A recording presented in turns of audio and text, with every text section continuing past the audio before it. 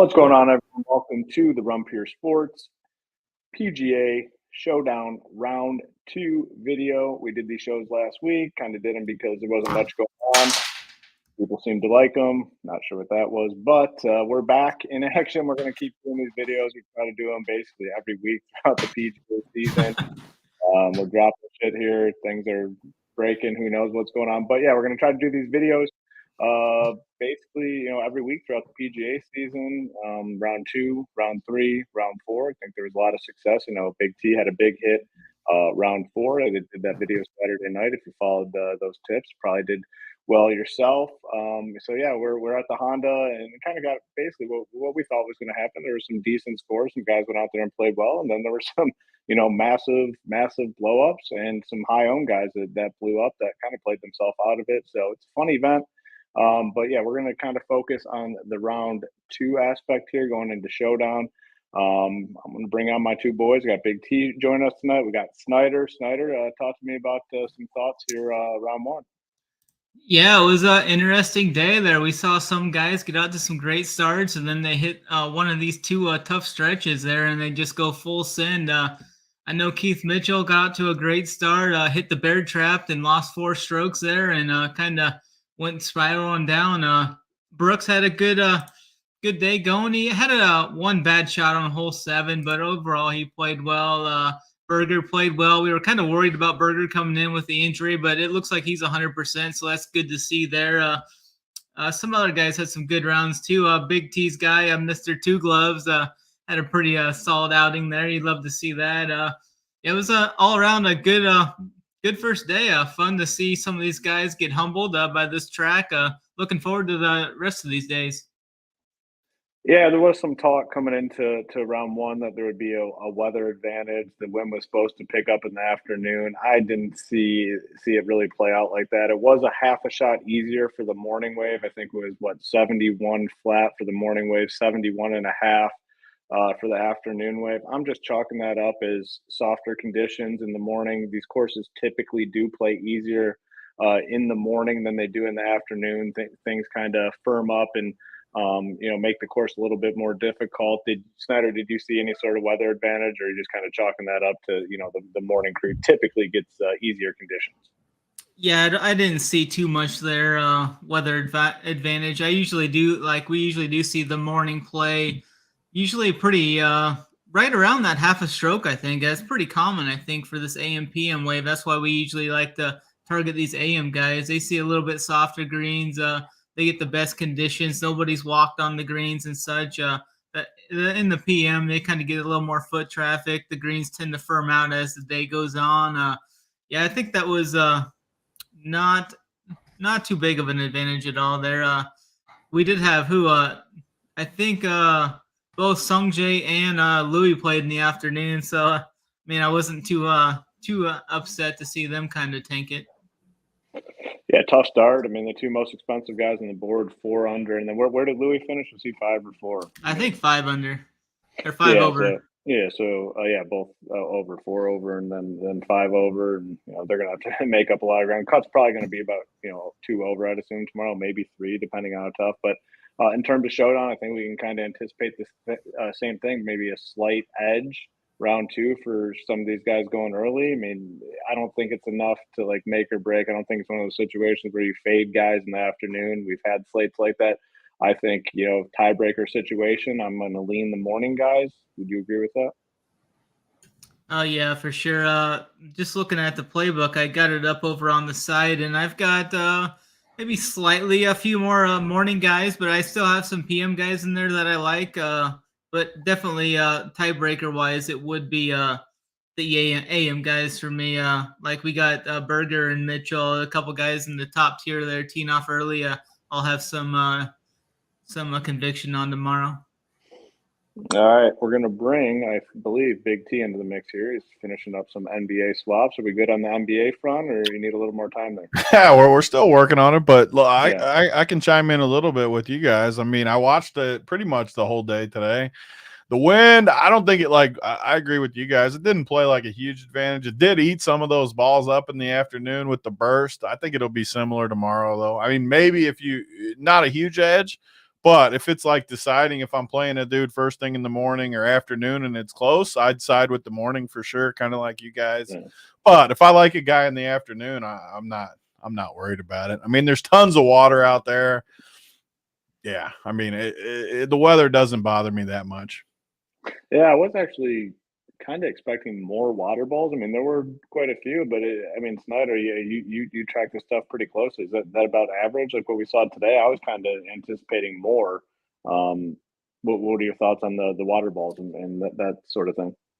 Yeah, I thought it was a little under average. I mean, we saw Ryan Palmer struggle on some holes. He's like, I think he leads the field or the all-time record for most water balls here, at least on the Bear Trap. I know he actually stayed dry all week or all day, so it was that was kind of shocking to see. He had a couple bad holes too. He had some birdies. I think he made what did he make 6 birdies today. He had 4 bogeys too, so he was up and down.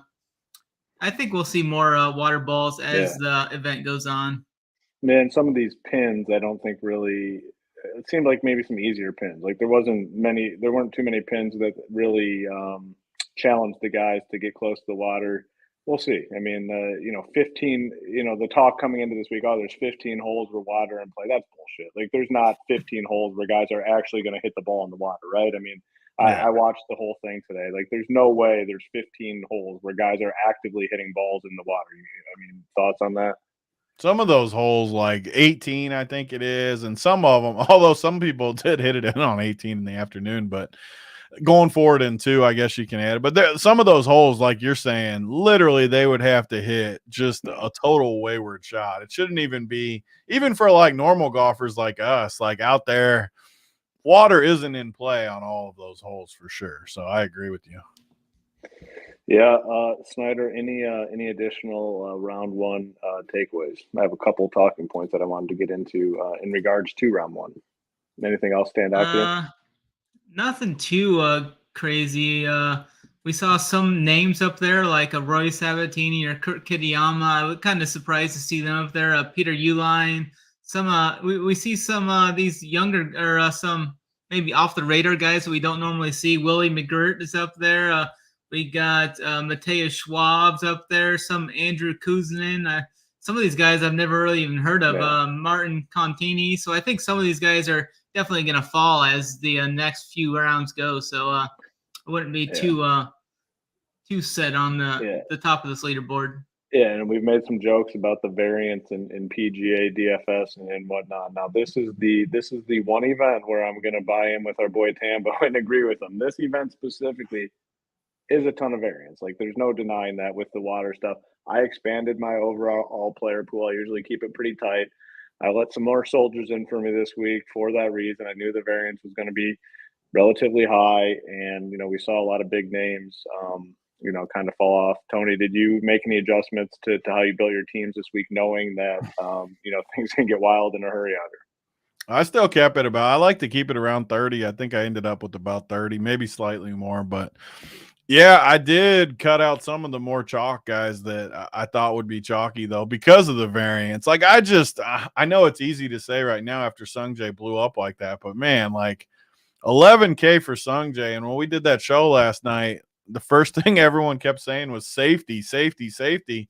And even on the show, I said, people that were watching, I'm like, you better be careful with that word safety, because 11K for Sungjae is just tough. But I don't know. I tried to play a little bit lower on. Usually I'm like Hoop and I just play.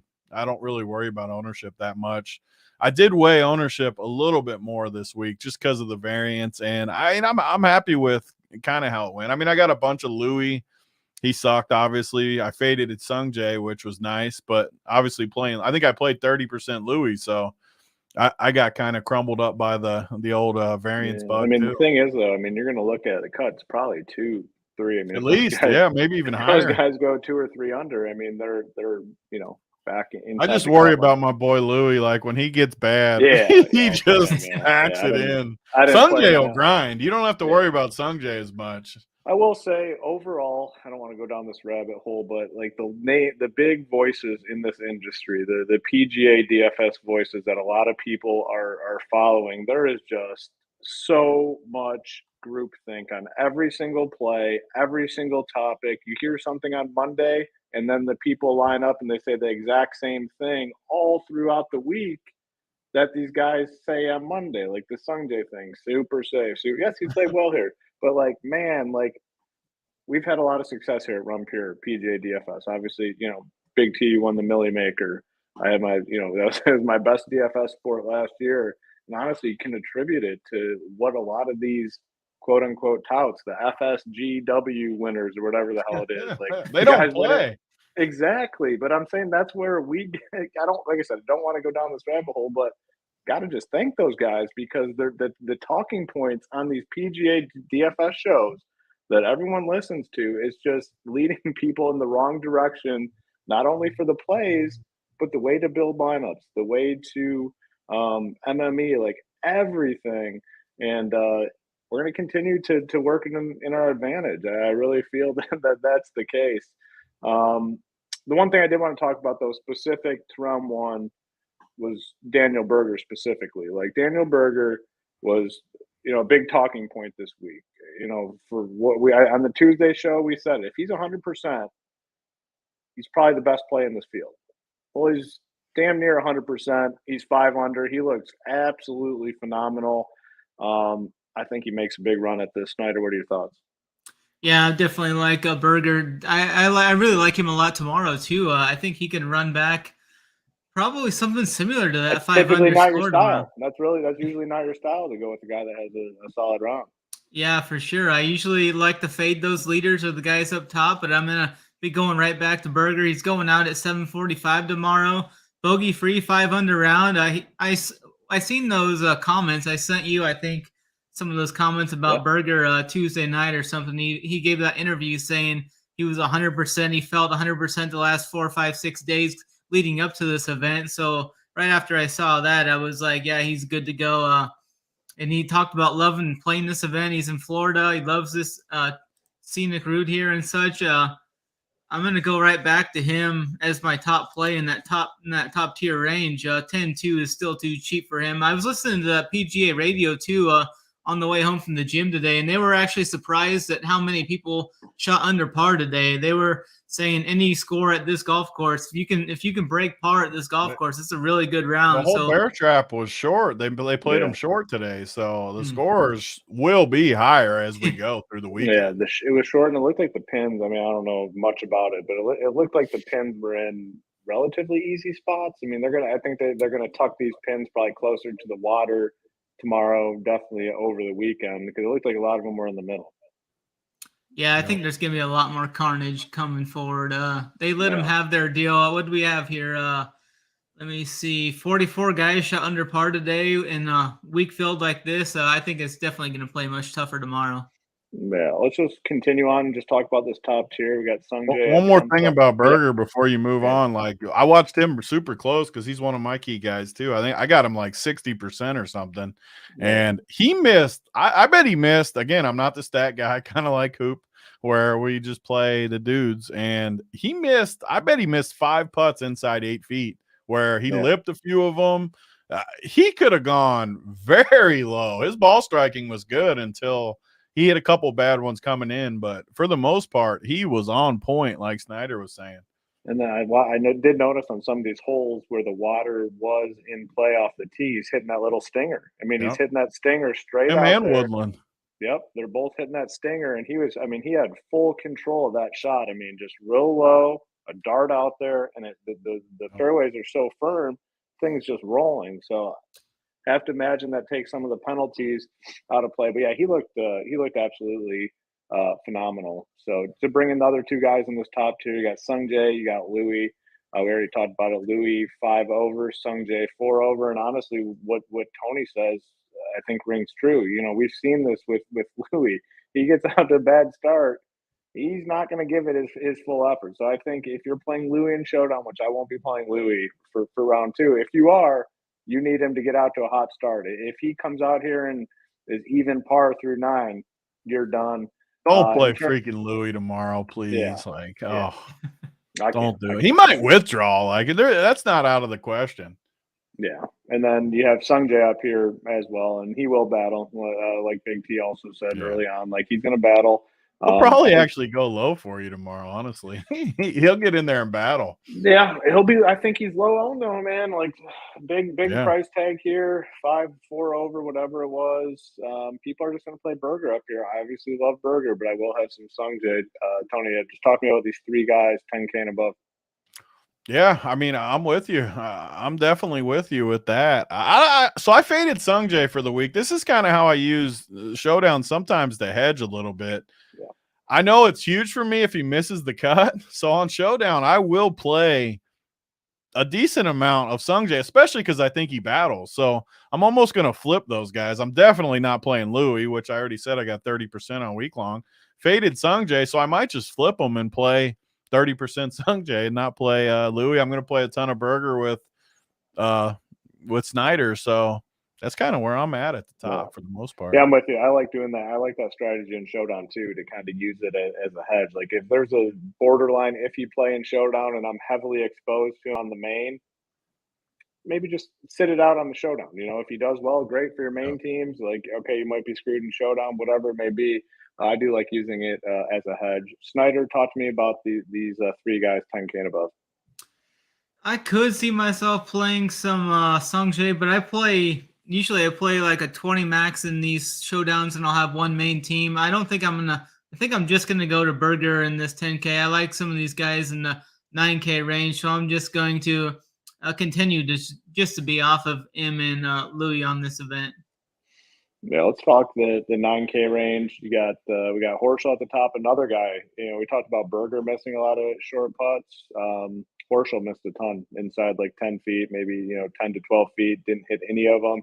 Really good round ball striking. I don't know the numbers. Snyder can probably talk to you guys about that a little bit more. But he looked solid. Just couldn't knock down the putts. Neiman, just a flaming hot start. 4 under through 9. Looked like he was just going to go on another run at this tournament, and then just hit a rough stretch. I think he had a double on one hole and kind of fell apart. He's even. What is he? Yeah, he's at even right now.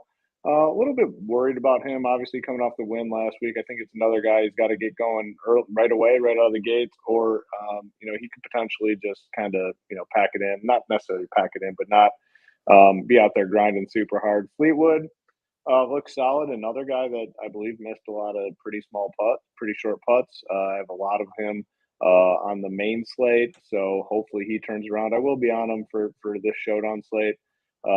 Snyder's boy Brooks looked pretty solid today.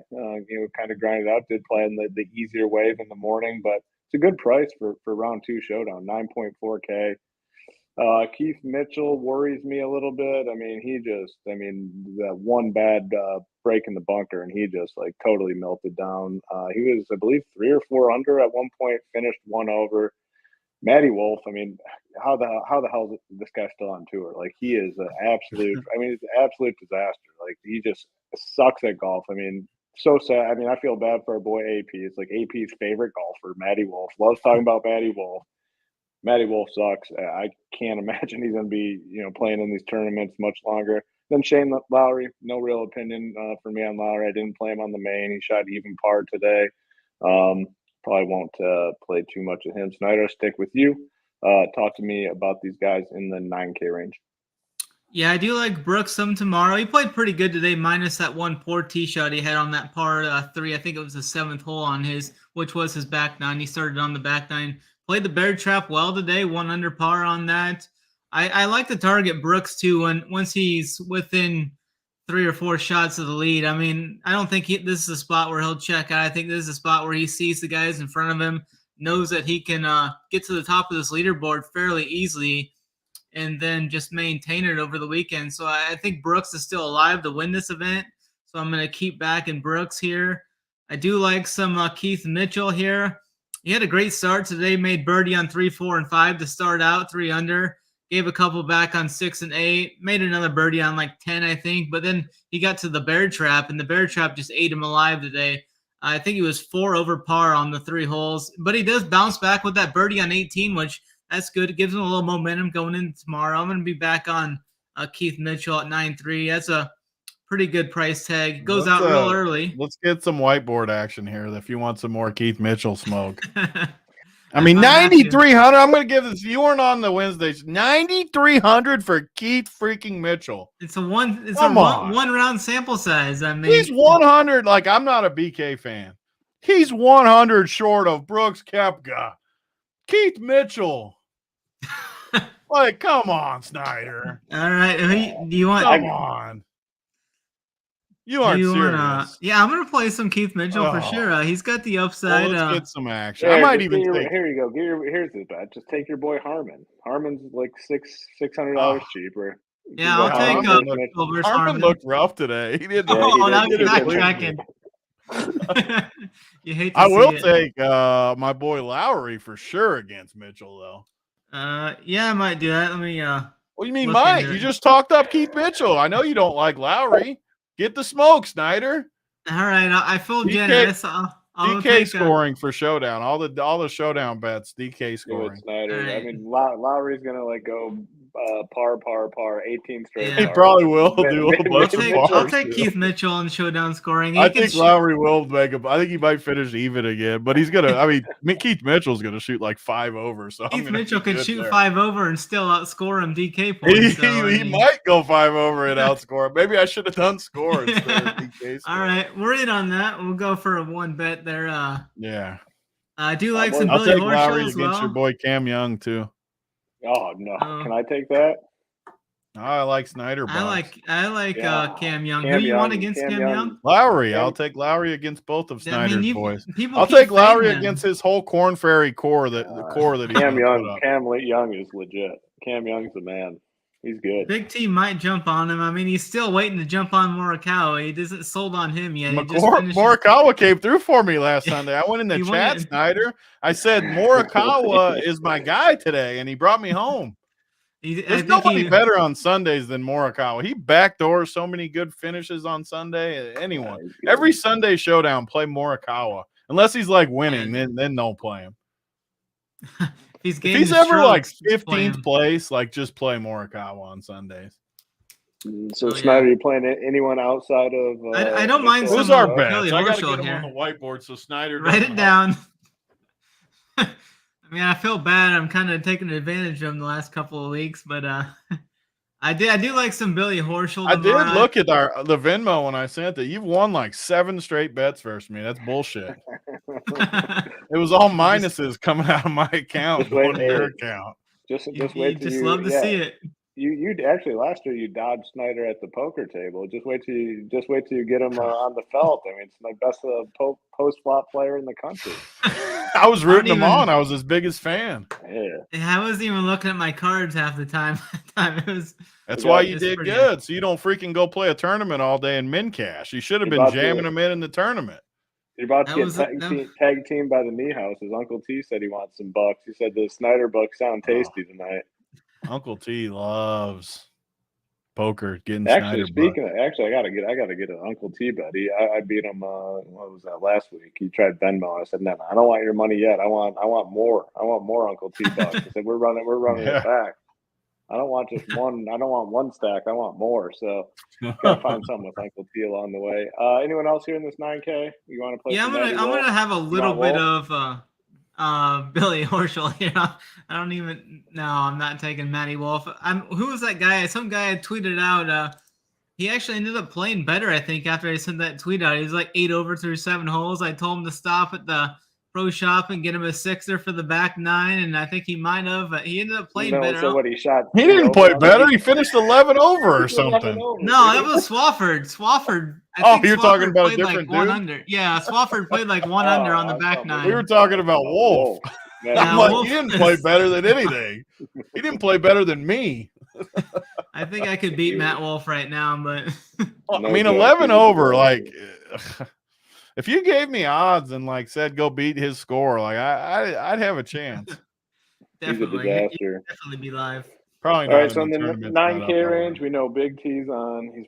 He's doubling down on Lowry. He's gonna be. I actually don't love Lowry for the record. Like I like him versus. I mean, Keith Mitchell's the worst play on the board, so I like him more than him. But I don't know, like. I don't love this range. That's why I like Burger. I don't know. Showdowns, I kind of do it the same as Hoop in a lot of ways, where we do a lot of golf the same, where I like the studs. Honestly, I like Sung Jae to battle tomorrow. Like we said, Burger.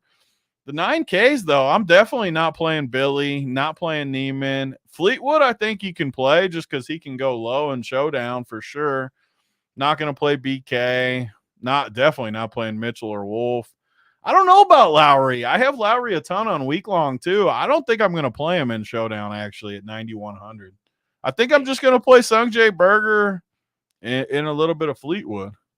Yeah, Neiman was another guy that started out real strong. He was like 4 He under lost through his 12 mojo. holes, and he scares me. I can't come back with him. Yeah, I have a good chunk on the main slate. I don't know if I can go to him here. He just winning last week, come out on fire. I mean, on fire today. 4 under through like 8 holes. You know, the announcers are like, "Oh, this guy's on a heater," and next thing you know, he just fell apart. Like I don't. Papa Niehaus at lunch today was talking him up, and then he went double bogey or whatever. Big T Senior. Oh, he was loving Neiman for a minute there. Yeah. He's gonna love getting owned by Hoop in the cornhole pits here. We were talking about it again the other day, how we were chest bumping against the crowd. Oh, that was a great moment. I will say, we give Mangone a lot of shit. The only motherfucker that was rooting on Hoop and Big T was Mangone. He was on the top level of the deck. He's up there. Those are my boys in his sandals. And I think I was there as well. No, it was just Mangone. You were hiding in the woods. Yeah, maybe I was inside. The group, the big group behind us was too intimidating. I mean, there was like 10 dudes. They were jumping in each throw. They had it all going on. All right, let's talk about some of these 8K guys. Falls off pretty quickly. Cam Young at the top. I mean, he's an absolute stud. I'm just going to continue to play the guy. Big T's going to talk shit about him, but Cam Young, I mean, he's phenomenal. Patrick Reed, he made a couple birdies today, but not playing Patrick Reed. Alex Noren was a guy that a lot of people were on for the main slate. I don't know. I'm just not an Alex Noren guy. He just doesn't do enough. I mean, I don't know. Maybe he can grind out a 4 under, 5 under for this tournament total, but I just don't see him going. He's like not a showdown guy to me. I don't know. I could be wrong. Harmon did play him on the main, but I'm with Big T. He did not. Wasn't exciting today, so I'll probably be off Harmon. Mito looks solid. I mean, he kind of grinded away some birdies today. Looked pretty good, 2 under.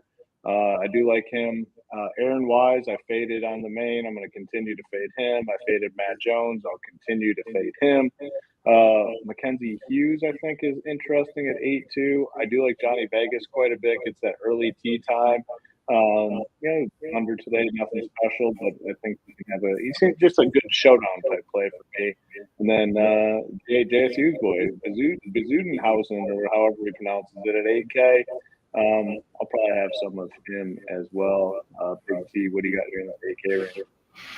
Yeah, this is a range with a lot of upside guys, I think. You have a bunch of one dude, too. I know in golf it's not as much watch the games as much as basketball and other stuff, but my man Matt Jones has the yippies with the putter.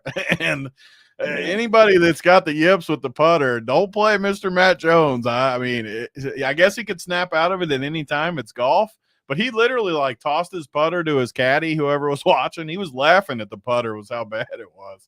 So I wouldn't play him. But you got a bunch of upside guys in here. Johnny Vegas, Mackenzie Hughes, both upside. Aaron Wise, I think I don't like him, but he does have upside if he gets it going.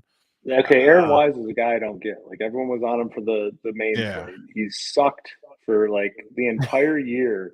And like everyone's like stroking him. He's 8.5? I don't get it. Maybe he'll have a low round. I have no idea, but I just don't understand the love with this guy. I thought he would have. It's numbers. It's the models. It's our deal betting the odds and the history versus people with the numbers. I mean, his odds were crazy. I mean, it's like 40-1 this week. He's sucked in all events this year that he's teed up. I just don't get the Aaron Wise thing. Yeah, I mean, and he sucked today too. So yeah. I don't know. I take a little bit different approach in Showdown than this. Like my week long, I play a lot of like I don't know. I just play safer guys in a way where like Harmon. Like I love Harmon and Lowry. They're two of my highest owned in the week long, but I don't love them in just Showdown because they don't make enough like birdies most of the time. But even guys like Patrick Reed, I play more in Showdown just because when he gets hot, he just nukes, like just freaking goes insane.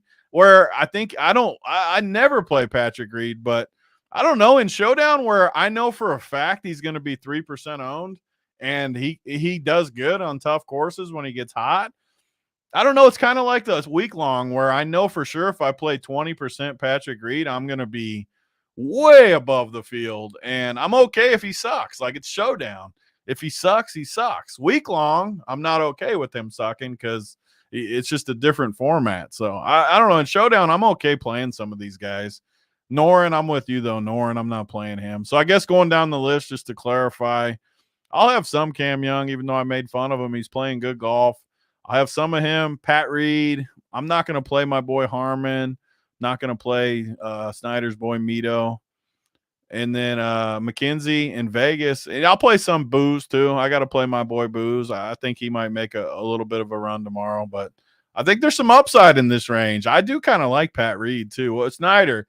Is Pat Reed, did he find something today or is he going to tank me tomorrow? Looks like the putter carried him today. Gained almost 2 strokes putting. That's Pat, though. He was 102nd in approach play, so his irons were not there. He's a disaster. You're not playing him. I would not play him. The best part. Well, I'll take Pat Reed. I'm not. No, I'm not. Come on, I want that smoke. This is why Snyder always beats me because I get into my head. And I try to peel him, and he never like gives in when I want one. Snyder, the best part, I made fun of Big T last night. He put his player pool up, and I see you Ricky. Jinxed me. Don't even talk about it. I put right. I saw Ricky. You sent the premature friggin' picture. My nemesis. Talk shit about him having Ricky Flower in the player pool. Me and Big T were texting about something else earlier in the day, and as we were texting, I saw Flower was hit another birdie. It was 3 under, and I sent it to Big T. Yeah. I was like, Ricky Flower just owning Hoopster. Tony doesn't respond. The guy who goes on to go like 6 over after the text. He hit a snap hook into the lake twice. Literally right after the text. Love to see it. Hurt my feelings. Yeah.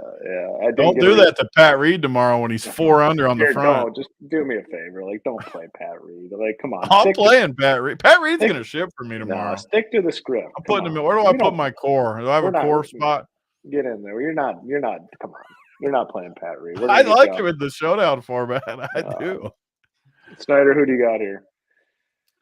Before I get into this range, if you haven't hit the like yet, hit the like. We're closing in on 8,000 subscribers too, so if we could get to that 8,000 subscriber mark, that'd be awesome. Helps us keep these shows free for everybody. But getting into this 8K range, I got Cameron Young's right there. He's up there at 8.9K now. Hopefully nobody plays him. I mean, he's just playing some real solid golf. I mean, the dude's just nails from the tee to the green. Nails, he's just absolute nails. There's no one in this world that strokes the Cord Fairy guys more than you. You just said he's nails tee to green. Absolutely. He just strokes it. I can't wait till Snyder gets to my house. He was 200 today. I did hear Uncle T today say he wants you on the court. We might have another matchup in the old basketball court. I'm getting into shape though. I've been going to the gym. I'm ready. Do you accept his challenge? Yeah, I'll play whoever. Whoever. That wasn't the argument. It was Uncle T, not whoever. I did get some Mangone action today. I gave him 3-1 versus Rubio for a K. Ooh. He got a stick down on it? Yeah. On the show, he's like, you're 3K to his 1K? Yes. So he I put Mangone, I love it. Well, he's like, well, we'll talk after the show. I was like, no. I said, we're doing it right here on the show. So everyone can be held accountable. He goes, what are the odds? I said, I'll give you 3-1. He goes, I'm in. I said, all right. I said, what's the amount? He goes, he's like, I get to choose. I was like, yeah, whatever you want. I said, I'll take it. He said, okay. So we'll see how it goes. So I think that's pretty fair line, 3-1, right? I mean, he didn't score. So you laid the line. I will give you a little sneak peek because I didn't say this on the earlier show, but I can't help myself because it's too funny. So Rubio came over to get his gear I already today. heard the story. Did you hear what the score was, though? Yeah, I did.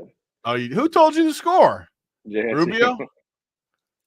JSU did? He talked about it on the free show today. Oh, JSU! You freaking told the score on me?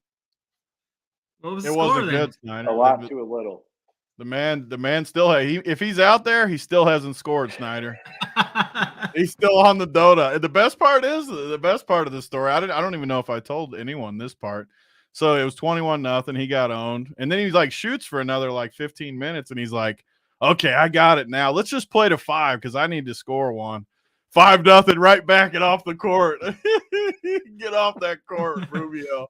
I told him, you got to worry about Mangone. Don't worry about the crazy part is he's still, at least a 3-1 favorite versus another human being in basketball. That's how bad tell him Mangone to go home and come back stronger tomorrow? It was so bad, I didn't even talk trash. That's how bad it was. I just hope Mangone doesn't die this year. Though. If Mangone might lose those legs again. So 3-1. The thing I like about 3-1 is you'll get some action. You wouldn't get action at even money. Yeah, no, I want some action, and I feel good about my horse. Rubio treated me well last year. I think he's gonna, return. I think he got a good line. I like the price. Yeah, I like it. 3-1. I like that Mangone got a stick on it though too. That's what we need. Yep. Yeah, it's gonna be a fun weekend. Now, so Snyder, Uncle T did just text me. Let's see if he said something about Snyder. Yeah, he's coming after Snyder like hard in my text. He's ready. He wants you in the pits. He wants some action against your boy Taylor Moore. He's ready for it all. He wrote something. All that Taylor Moore smoke, I know. Oh man, yeah, Uncle T wants some. You guys can figure out your wagers. Uncle T, get on this show. Where's Uncle T on the Showdown show? He's at home. He's just sitting there watching it. Get on the show, Uncle T. That's what I just texted him. So yeah. I'm sure he's going to say, handle this. I didn't get the invite. No one told me to come out. Did you guys tell me about it? No. Uncle T, they didn't tell me to get on. I said, send me the link. I want to hang out with the boys. Yeah. Anything else here in this 8K, Snyder? Yeah, I might go to some Mito here. He was bogey free 200 today. Good ball. How many people were bogey free, Snyder? I haven't tallied it all up. Can't be many, right? There couldn't have been can't be many. I bet it was 6 or less. I mean, that's just a ballpark guess. It's probably even like a 4 or less or something. But yeah, Mito was one of those guys. Knox, he was solid. I guess that's 7-8. Never mind. Your guy Bez was all right. Had an all right day with the irons. 3 birdies, 2 bogeys. Game putting. Johnny Vegas was solid across the board stat wise. Except for the short game, he kind of lost around the green and putting, but I'll be on those guys. All right, very good. Yeah, I do like this range. I think a little bit more than like the 9K range, just overall. And then like the way I envision building my teams, it's going to be a more important range for me, anyways.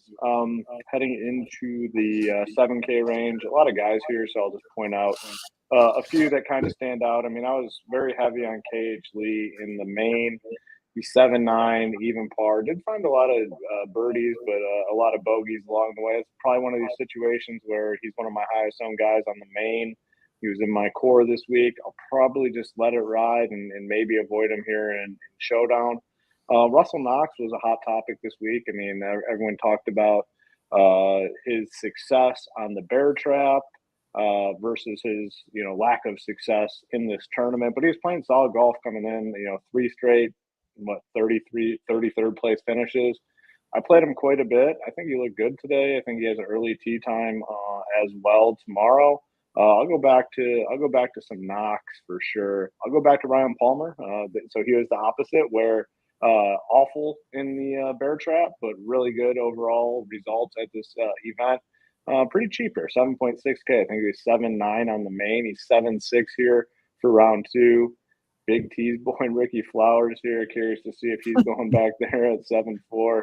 One guy that really hurt my feelings today, Grayson Sig. I was all over Sig, one of Snyder's boys, one of your corn fairies. No way. He likes him. I don't believe it. Grayson Sig is fat, by the way. Yeah, he hurt my feelings today. He was like he's legitimately fat. Yeah, he sucked. He was awful. That one event a couple events ago, you said you were high on him just because his name was Grayson. The funny I've played him a lot because he's been good and he's been good. Grayson. Yeah.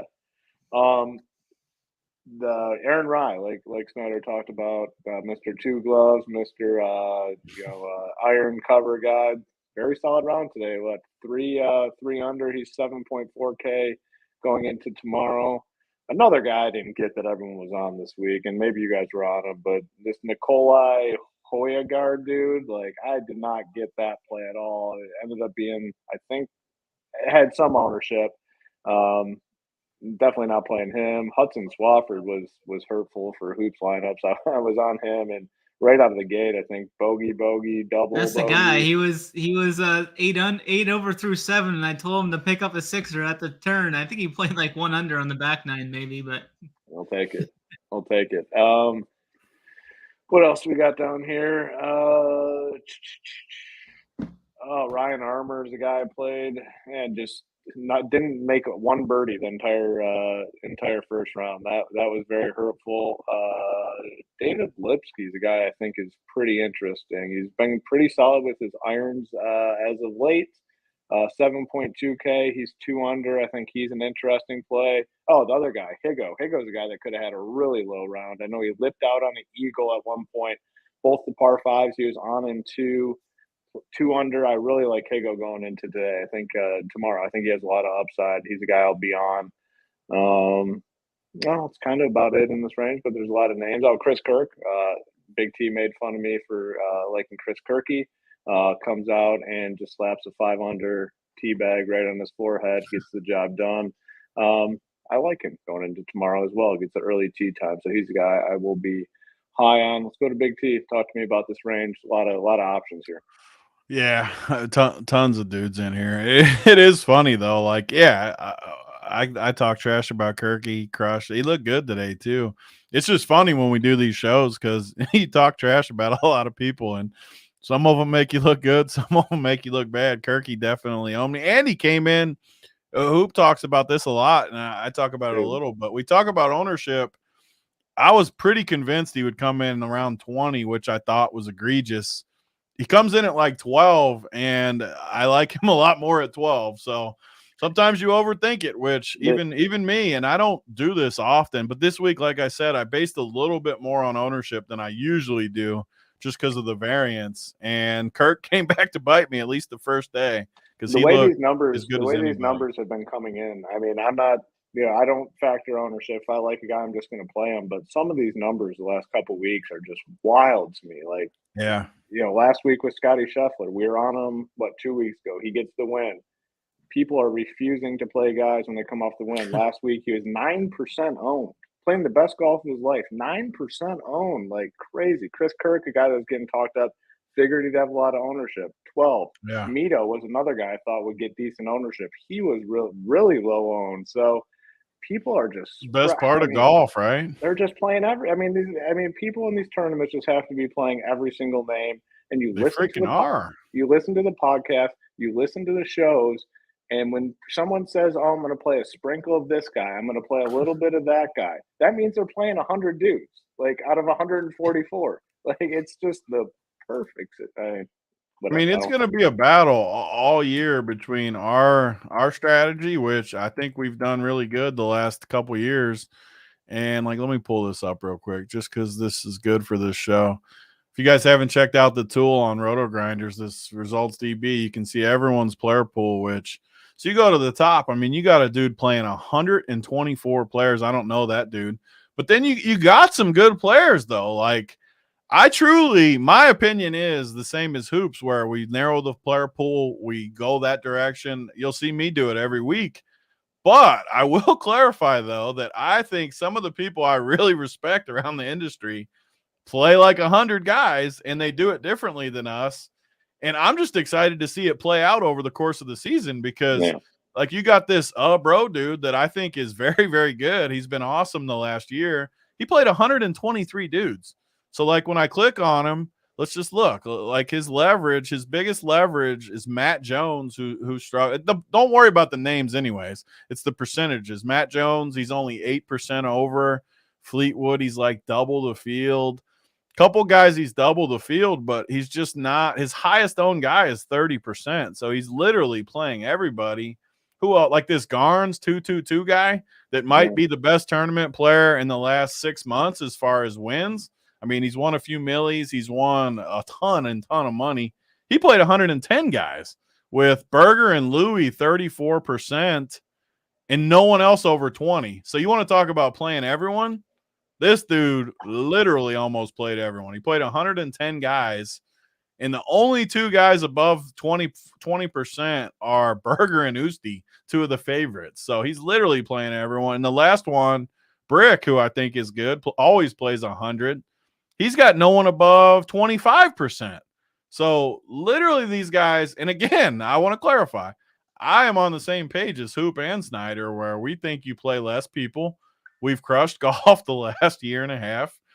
I like our side, but I'm just giving that little notation that I'm not saying it's for sure the right way. You can choose your path. If you want to play everyone and not have as much variance, like I don't think you ever really get killed playing how they are. But I also think it's harder to ship huge amounts.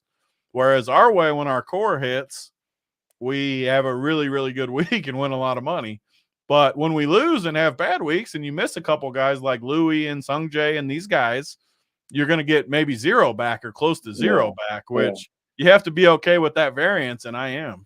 Yeah, and I mean, those guys could be playing the PGA DFS for different reasons, just to, have something to pay attention to. I mean, these guys are very successful in the sports that they really focus in on. Maybe they don't know a ton about PGA, and they're just saying, hey, I want something to look at this week. I'll take a couple thousand, toss it in there. Not really sure what everyone's motive is, but, I like where we're at, I think, definitely over where they're at. Yeah.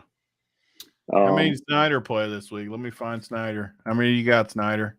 I think I played like 30 guys, 29 guys maybe. 29 guys for 20 teams?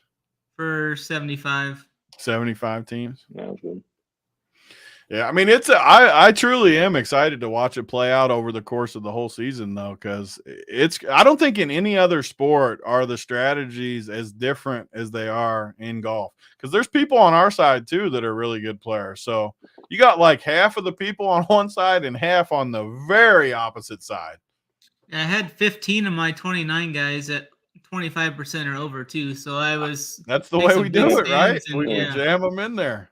Yeah, and I did take a different approach this week. I played a little more in terms of. You still only played 46, though. Yeah, well, a lot of those guys were like 1% and 2%. See, I'm willing to play guys at like 1% or 2% as long as like my main. I'm more focused on getting my main guys to a certain percent, and then I don't care like about like the 2%, 3%, 4% guys. So I might have more of those guys. Like I think I had like 30. I don't know, 35. Like main dudes, basically. And then you did go a little soft this week on us. Yeah, I did. I switched. You don't have anyone above 35%? Yeah, I went a little different. I told you I went a little different this week. Oh, you can't have Sanjay at the top of your list. Well, he is at the top, but the reason I did is because those other guys at the top, I was able to get over the field on. I was able to get over the field on those. I guess the expensive guys weren't as high owned this week. So it was easier. Yeah. You didn't have to allocate a ton of percentage to get like way over the field. You still got, I mean, this tool, I know I keep talking about it because I think it's valuable for people. Half the battle is just reviewing other people's team. Like Hoop's won more 100Ks than anyone so far this year and last year. You go in, look at his player pool, you can see where all his leverage is. And again, when you do this, don't look at the players who do good and bad. It has nothing to do with being results oriented. Just look at how he did it. He's got 18% leverage on Russell Knox. He's got Hudson Swafford for a bunch of leverage. Sungjae, that's leverage that you don't want.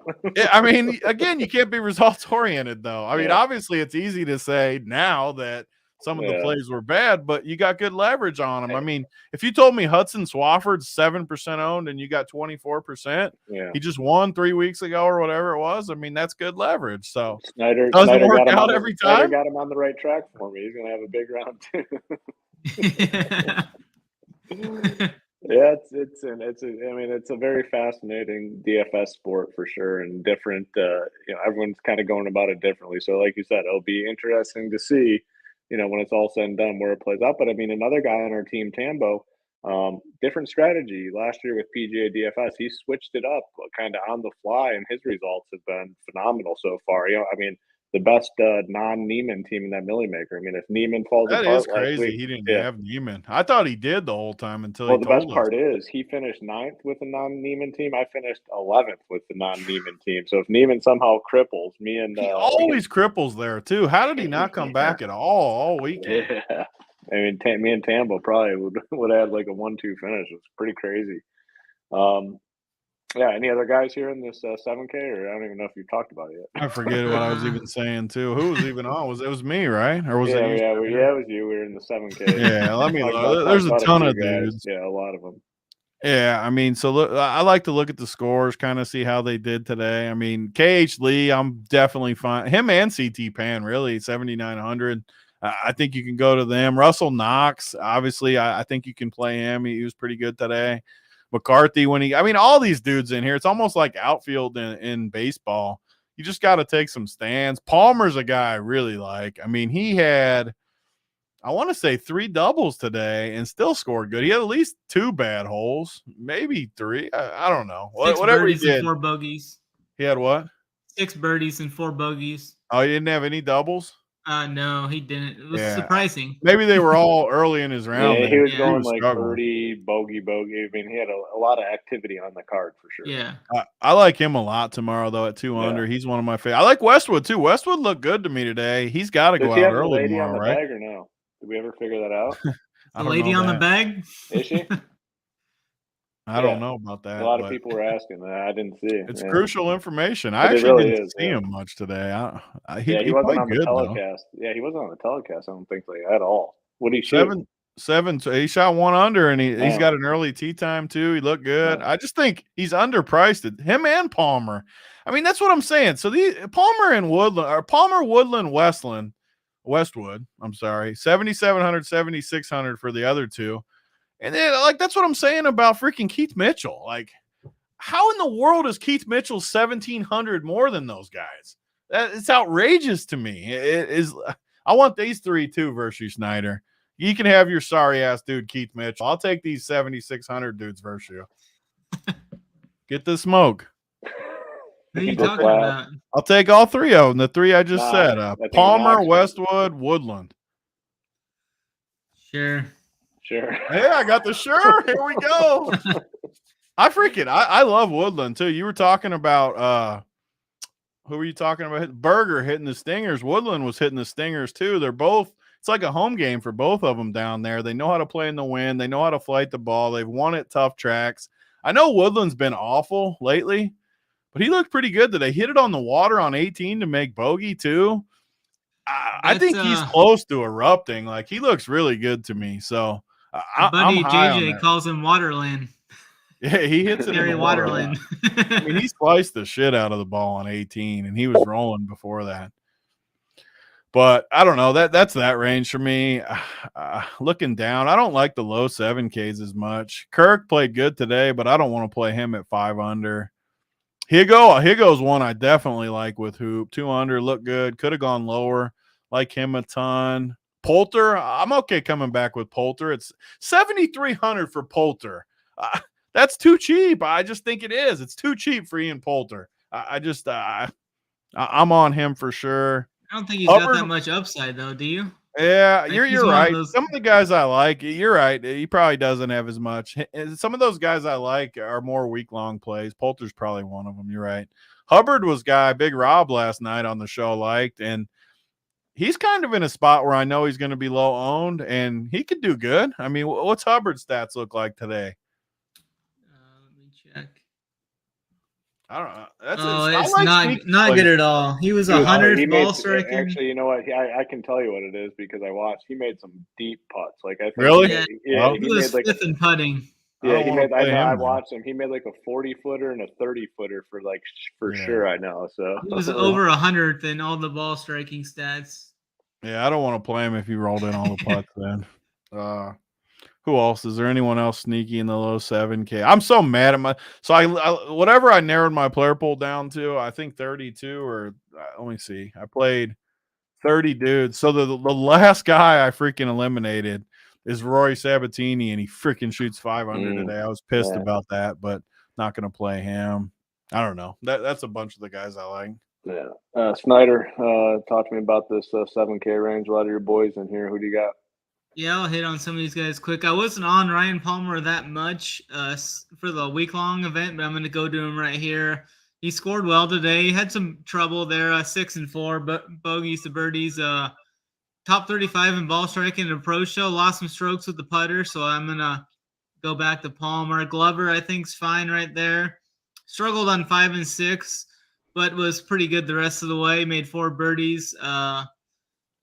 Russell Knox is fine. Adam Svenson, I like him at 7K. He was kind of up and down for him today, but he entered the bear trap at 3 under par and then left even par. So he did birdie 18, though, to get a little mojo going back. So I'm going to go back to Svenson. My guy Taylor Moore's there. He was top 15 in strokes gained tee to green. Just was brutal with the flat stick today. I think he lost nearly 3 strokes putting. So I'm going to go back to Taylor Moore. He's going to go out early as well. No way. You don't like Taylor Moore. I don't believe it. Which Corn Ferry guy don't you like? I was on Taylor Moore since his first start. I'm just saying, like, which one of these young guys do you think isn't that good? Uncle T wants some Taylor Moore smoke for sure. He is not a. So do I. He's the same price as all the dudes I love. What if I told you ex-golfer had played 8 PGA Tour events and he's finished in the top 25 in 5 of those? Okay. Well, let's get all my dudes in that same price range versus him too. I got enough action going already. We're good. I mean, how can you play Taylor Moore over Westwood, Woodland, and Palmer? Those guys are all dusty. Well, then let's get some damn action. Let's just go for 50 on those 3. I got enough riding. This is why you always beat me. You're such a salad. He knows when enough's enough. Oh, that's for sure. Aaron Rye's fine. I like him. That's about no it. way. For the 7K. You don't like Aaron Rye. You like every Corn Ferry dude. Aaron Rye was another guy that was bogey free today. Really? Yeah, bogey free 3 under. Looks like. Do you like do you like Higo? Yeah, I forgot to put Higo there. I had him wrote down on my notepad, but I haven't got him onto the playbook yet. Yeah, he looks solid. Crush those par 5s for sure. Yeah. Anything else here?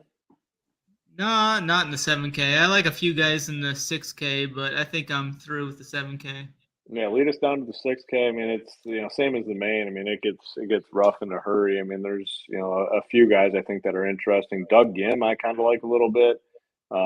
He played well, two under today. Hickok was a guy I played on the main. He looked okay.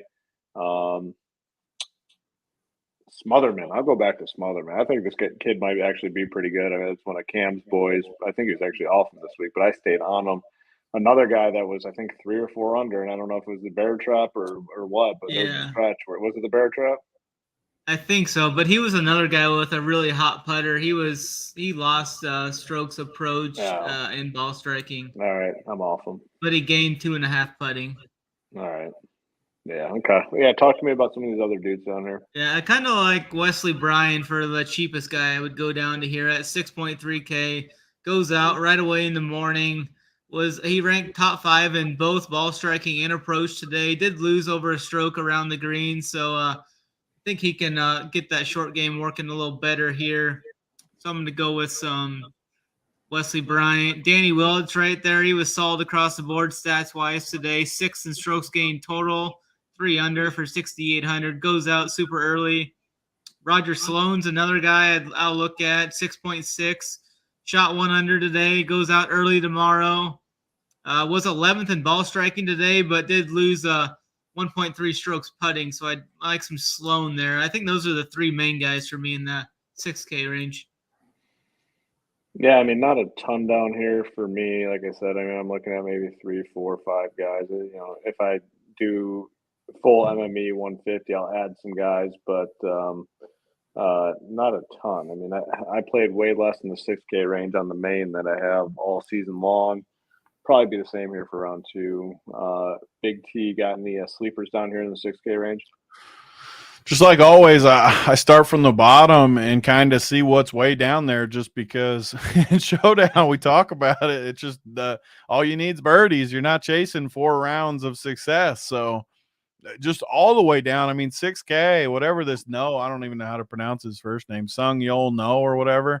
6K, and he shot 2 under today. Looked pretty good as far as the scorecard. And I don't know, Wesley Bryan 6,300, Seifert 6,400. All Your three boy. of these guys. Who? Your boy. You love Seifert. I do love Seifert, and I especially like him here because he did good. He shot 5 under in the qualifying round. Shot 1 under today in somewhat tough conditions, and he goes out early in the morning. So 6,400 for him. Who else is down here?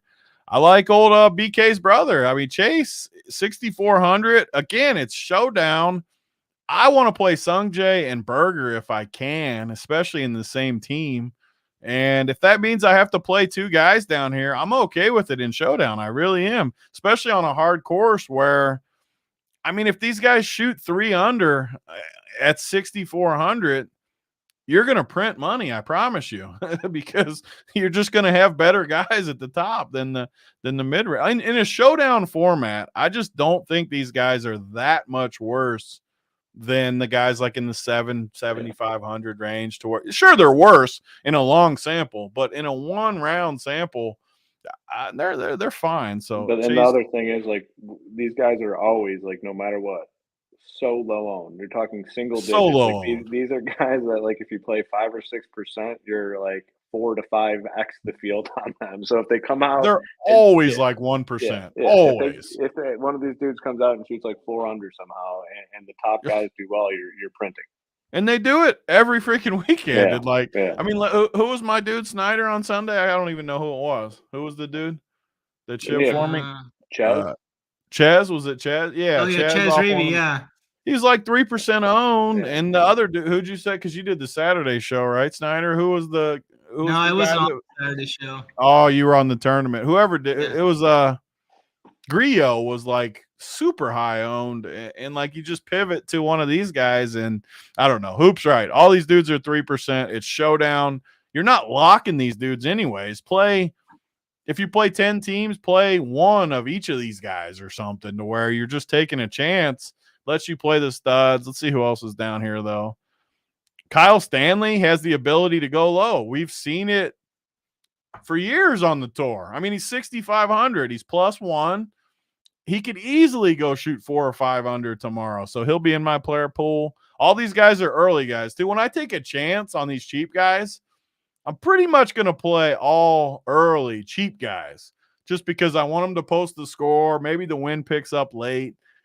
With the studs, I don't care if they're late or early just because they're the studs. They're going to do fine. But with the cheap guys, I prefer only early, especially in this spot. Is there anyone else down here in the cheap range? Hank the Tank finished +1 today. I always like him a little bit. Gosh, remember how good he was last year? He was so good to us. So good last year. He rolled a couple long putts in today. I think he had the withdrawal that one event and was never the same. It was never the same. Wasn't there it was like a family issue or something. Yeah. I think his dad got sick, and then like he literally was never the same after that. It sucked because he was on a heater. Like he was playing with the big boys too. When we find guys like that in the cheap range, they just print for us, and it's fun when we find them for sure. But I don't know; those are my cheap guys. I think I named like 6 or 7 of the cheap dudes I'm going to play. Yeah. What time does Higo tee off? He's 7:30 Eastern. Yeah, give me. I really like Higo. I think he's my guy tomorrow. Yeah, that's an early tee time. He looked good today. All right. Anything else? What else do we want to cover here? I mean, I think it's pretty good. And Berger both early dudes. Yeah, Berger and Sungjae are early. Your boy Louis is early. And like we all said, I mean, it's not like a make or break slate where you have to play early. But the way we played, I can still remember Big T at the lake house when we were grinding those Showdown plays. We were just 4 to 3 days in a row. We played, and there was no wind advantage or anything. We were just playing early dudes, and we printed for 3 straight days. I'm telling you, it just Yeah, you don't have to fully do it, but like there's just more that can happen in the afternoon, from spike marks to wind to pressure of the cut. There's more pressure in the afternoon for the cut because the cut line's more set. Everything about and sure, again, Hoop said it, Snyder said it, I said it. Like, it's not the all in. If you love other people, sure, but like if it's close, like I already like Sungjae and Berger. They're both morning guys. Why in the world would I play one of these other guys in the afternoon? Like all these other top guys, besides Louis, who I'm not playing at 5 over. I mean, Billy Ho's late, Neiman's late, Fleetwood's late, BK's late. I'll just play Berger and Sungjae at the top. Yeah, I'm with him. I mean, I think they're solid plays. Snyder, any final thoughts here for round 2? No, I think we covered it all pretty well. I always play a smaller pool in this too. I actually was doing pretty good, and I played in one of those little 20 maxes today for round 1. Was looking pretty good for a while. I thought I was going to be Big T there for a while. I had about 10 of my 20 in the top 15. That was looking pretty good for a while, but yeah, I only play about 15 to whatever's in the playbook is generally the guys I'm playing. It's usually right around 15 to 20 guys. So I definitely try to narrow my player pool down for Showdown as well. Talk about not running pure. The people that are crushing round 1 Showdown right now, we're hoping to get those dollars in their account tonight. What is there one group left that I think there's 3 guys. Yeah, 3 guys got out there. 3 guys that haven't finished. There was people tilting in the chat too. I imagine. As soon as I saw that, I was like, "Oh my gosh!" Bad for DK too. I mean, potential. I guess that could potentially lead to some overlay. Early tee times tomorrow. That'll be interesting to see. But yeah, if you're shipping a round 1 GPP, unfortunate situation that those guys just didn't finish. Like, how do they not push it along and just get it done? I always wonder that. Sometimes like they'll stop in the fairway too on 18, and it's like, even if it's a little dark, you're already warmed up. Like, finish the hole. Just finish it off. Like, you're gonna be able to find your ball. I don't know. It seems crazy. I don't get it either. Yeah. Even say it. I mean, I guess if it for sure was going to cost you a stroke, it would matter. But like, just get it done with. Like, you don't want to go out there and play their first shot from the fairway. No, you got to warm up, play that shot, and then you probably have to wait again until you tee off for the next. And it just doesn't make much sense. But yeah, there's 3 guys on the course. If you're doing well, round 1 Showdown, you're gonna have to wait till tomorrow to get paid out, unfortunately. So. I think that'll do it, right? Anything else you want to cover? I mean, covered the player pool, strategy talk. I think we kind of hit it all, right? Anything else, Big T? No, like Hoop said to start the show, or Snyder, whoever gave the intro, I can't remember, but we're gonna do these shows every night for Showdown. Golf's kind of our thing. We're gonna do a Monday preview show probably soon too. We're gonna try to crush this golf, and we're gonna put out as much content as we can. So check it out. If baseball starts, it starts. If it doesn't, we're going to keep crushing golf. So we're going to have as much content as possible. And Snyder is the best in the industry at these Showdown playbooks. I mean, great info. Always has all the stats on there, which I'm not a stat guy, but in Showdown, I weigh it more than full round too, because I do agree with that. We're not stat people, but yeah, I'm with you. Like, I want to know the guys that hit the hell out of the ball, but just couldn't make a putt. I do want to know that. For the Showdown stuff, like the guys that have been doing that for 2 months, I don't give a fuck. But round 1, round 2, hitting the ball great, can't make a putt. Those are the guys that I have a lot of interest in. Snyder digs into all that. This is Snyder's wheelhouse, and there's no one better in the industry about it. No one else is doing it, honestly. No one else is covering Showdowns like we're covering. So these shows are free, but we have premium content on our website, a playbook. Where, like Snyder talked about, 15 to 20 guys that he likes. He gives the stats, gives the reasons.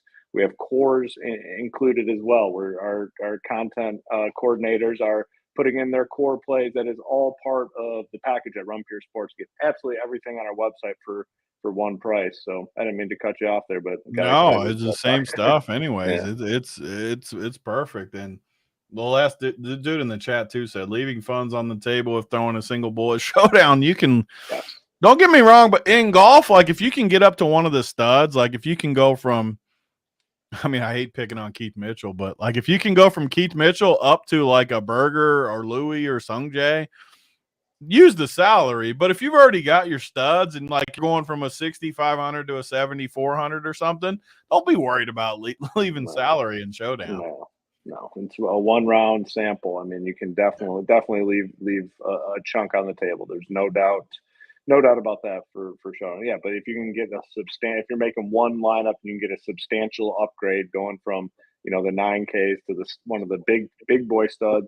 Yeah, use the salary. So, but a lot of different ways to play Showdown, and we're allocating a lot of resources to bring you guys the best content in the industry. These shows, the playbook, the core plays, and then the most underrated part of it, the Discord chat, where we're in there talking all the way up to lock, the night before, the morning of. There's people in there all day long talking.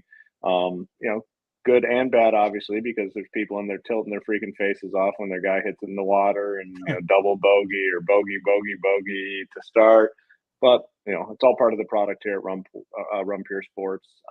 And like Tony said, we're gonna do this golf thing all the way through, and we really believe in the content and believe in our process and believe in our strategies for the golf, for the full slates and the Showdown stuff. Snyder, any final thoughts? No, I think you guys covered it perfect there. I mean, I have nothing else to add to that. Yep, very good. All right, well, that's going to do it. What we got, Snyder? How many bets we got? Lowry, Westwood, Woodland, and Palmer, all versus sorry-ass Keith Mitchell? Yeah. 4 guys? You want to add on your 7K Corn Ferry dudes? He needs to. He's a puss with them. What was our bets coming into the event? We had 2 bets, I think. We got 5 bets. Did you guys lock in for the full main? Yeah, we got 5. It's on the whiteboard. Have you guys locked in Cam Young versus Lowry? I want that bet to take place. I got Buzenhosen, and you got 5 dudes: Keith, Jones, Moore, Palmer, KH Lee. Who do I got? I don't remember this one. You got your boy Keith because you love him.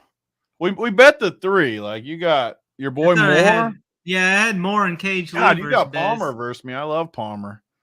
I don't think you have. I don't think those are mine. I thought I just had Moore and KH Lee versus Bez. You had Bez versus somebody else. Yeah, you had a Bez bet against another guy too, where he took like a shitload of guys. Versus who? I don't bet against. I don't remember. Mine was I got here in the text. You said, "What are our bets?" And they're right here. Taylor Moore and KH Lee versus Bez is our 2 bets. I don't know who else you. What always happens.